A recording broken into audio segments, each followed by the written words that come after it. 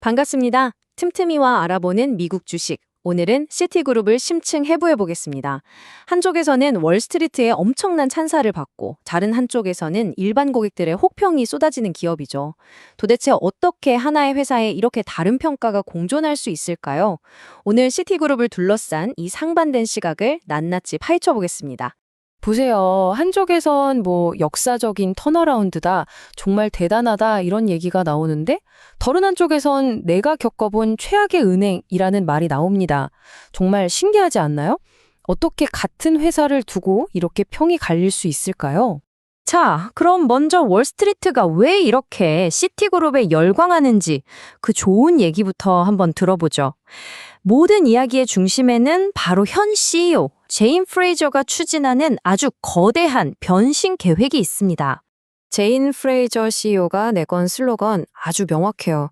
더 단순하게, 그리고 더 핵심에 집중하는 은행. 이게 무슨 말이냐면요. 예전에 시티그룹 하면 금융 슈퍼마켓이라고 불렸거든요. 없는 게 없었어요. 너무 복잡하고 방만하게 운영됐다는 거죠. 바로 그 과거와 완전히 선을 긋겠다는 그런 선언인 겁니다. 이 변화가 얼마나 대단하냐면요. 비유를 하자면 엄청나게 오래되고 큰 저택이 있는데 이걸 싹 다 뜯어고치는 거예요. 그냥 페인트 칠 새로 하는 수준이 아니라 아예 뼈대만 남기고 전부 다요. 왜? 낡고 비효율적인 구조는 다 부숴버리고 지금 시대에 맞는 아주 효율적이고 돈 잘 버는 구조로 완전히 새로 짓겠다는 거죠. 그래서 그 청사진, 그 계획이 뭐냐? 크게 네 가지로 볼 수 있어요. 첫 번째, 돈 안 되는 사업들은 과감하게 접는다. 예를 들어 멕시코에 있는 개인 금융사업 같은 것들이요. 두 번째, 오래된 시스템 고치고 유지하는데 돈이 엄청 들었거든요. 이런 군살 비용을 싹 빼는 거고요. 세 번째, 그렇게 아낀 돈과 인력을 어디에 쓰냐? 바로 시티가 제일 잘하는 5개 핵심 사업에 올인하는 겁니다. 그리고 마지막, 이렇게 해서 남는 돈은 고스란히 주주들한테 돌려주겠다 이겁니다. 아주 간단하죠? 물론 이런 단순화에는 엄청난 대가가 따릅니다. 바로 사람이죠.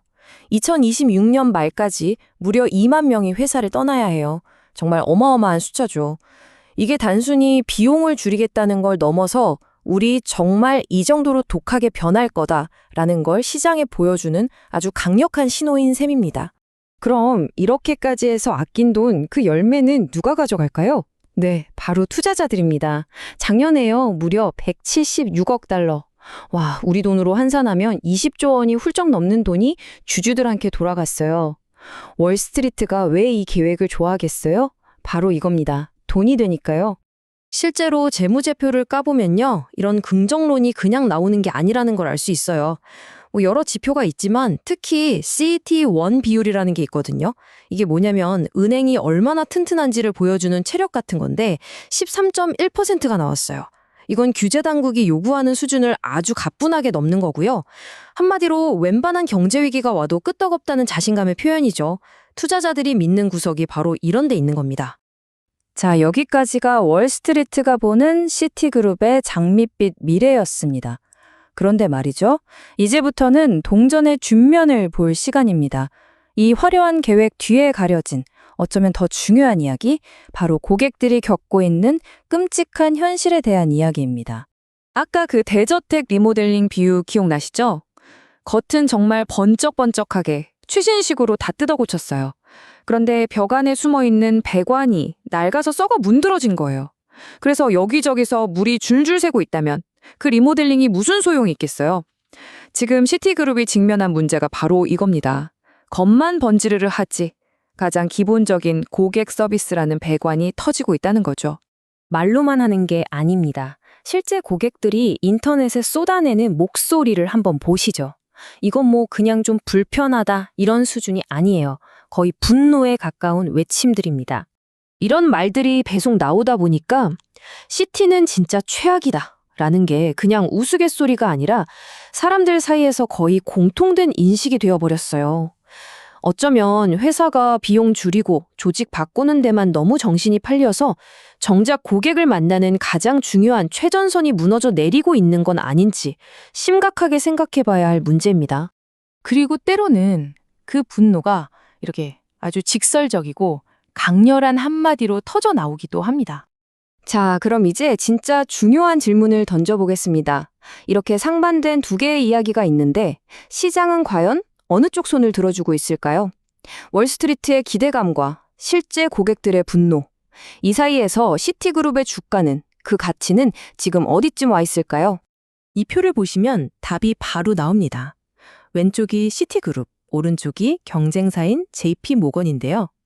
시가총액, 그러니까 회사 전체의 가치를 보면 차이가 3배가 넘게 나요. 미래에 얼마나 돈을 잘 벌지를 나타내는 주가 수익 비율, PE도 시티가 훨씬 낮죠. 이건 뭘 의미할까요? 시장이 시티그룹에 대해 뭔가 굉장히 불안해하고 있다는 아주 명백한 증거입니다. 금융 용어로는 이걸 실행 리스크라고 부릅니다. execution 리스크. 말이 좀 어렵죠? 쉽게 말해서 계획은 진짜 끝내주게 세웠는데 막상 실행하다가 망할 위험이 있다는 거예요. 아까 그 대저택 비유, 낡은 배관이 계속 터져서 공사 자체를 망쳐버릴 수 있다는 불안감. 시장은 바로 그 위험을 주가에 반영하고 있는 겁니다. 너네 계획대로 진짜 할 수 있겠어? 하고 의심의 눈초리를 보내는 거죠. 그럼 이 의심을 해소하고 진짜 실력으로 증명해야 할 시간이 오겠죠?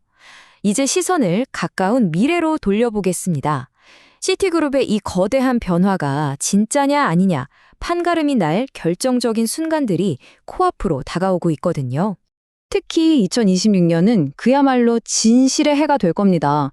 매 분기 실적 발표도 중요하고 미국 중앙은행인 연준에서 받는 스트레스 테스트 결과도 물론 중요하죠. 하지만 모든 투자자들이 눈에 불을 켜고 지켜볼 날이 있습니다.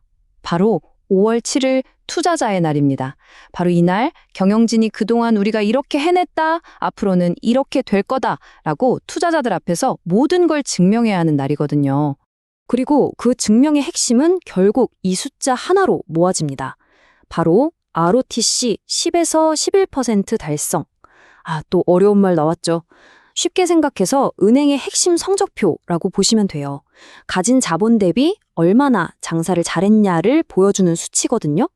경영진이 투자자들한테 우리 이 성적표 꼭 받아오겠습니다 하고 약속한 거예요.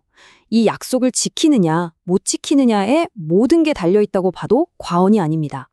오늘 시티그룹에 대한 심층 분석을 마무리하면서 여러분께 이 질문을 던지고 싶습니다. 재무제표상의 주체를 완벽하게 만드는 이 화려한 금융공학, 과연 바닥까지 떨어진 고객들의 신뢰, 이 근본적인 문제를 해결하지 않고도 정말 성공할 수 있을까요? 이것이 바로 지금 시티그룹과 또 이 회사의 미래를 믿고 투자한 모든 사람들이 풀어야 할 가장 큰 숙제가 아닐까 싶습니다. 오늘 살펴본 내용이 여러분의 투자의 기준을 잡는 데 도움이 되셨길 바랍니다.